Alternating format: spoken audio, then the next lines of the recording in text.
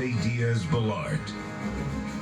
Good evening. We begin tonight by remembering a civil rights icon, Congressman John Lewis. Flags have been lowered to half-staff at the White House and on Capitol Hill to honor his passing. The longtime Georgia congressman died Friday at age 80 after a valiant battle with pancreatic cancer. His tireless and fearless efforts for justice helped change the trajectory of the civil rights movement, impacting countless lives. Lester Holt now on more of this tremendous life.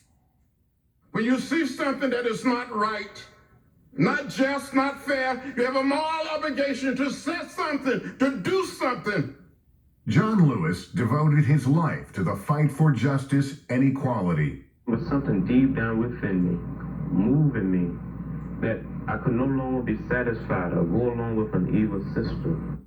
The son of rural Alabama sharecroppers, Lewis was inspired as a teenager by the activism of Rosa Parks and Martin Luther King Jr. He joined the civil rights movement in its early days, the sit-ins and freedom rides, often facing arrest and violent opposition. Segregation was the order of the day. There was a tremendous amount of fear. And I wanted to do something about it. We wanted to redeem the soul of America and move toward a more perfect union.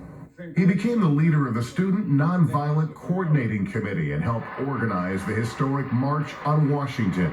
I have a dream. Lewis spoke that day too. He was 23. We do not want our freedom gradually, but we want to be free now. And he was among the leaders who met that day with President John F. Kennedy. Making history, I just wanted to change things. On March 7, 1965, in Selma, Alabama, he did both. We're marching today to dramatize to the nation. Leading a peaceful march for voting rights, Lewis and others were attacked by state troopers, wielding clubs and tear gas.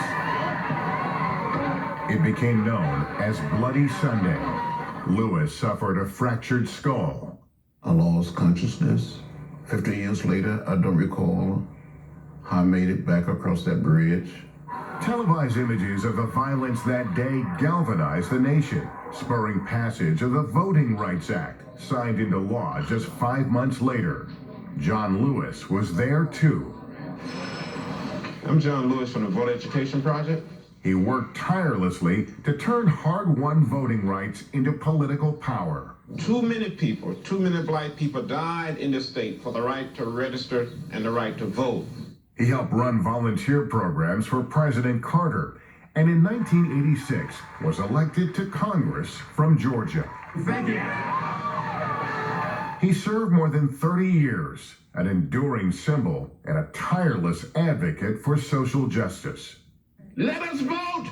We came here to do our job. We came here to work. A leading voice and a moral beacon, known as the conscience of Congress, admired, respected, and loved. And generations from now, when parents teach their children what is meant by courage, the story of John Lewis will come to mind. An American who knew that change could not wait for some other person or some other time. We must never, ever give up. We must never, ever give in. We must keep the faith and keep our eyes on the prize. Lester Holt reporting.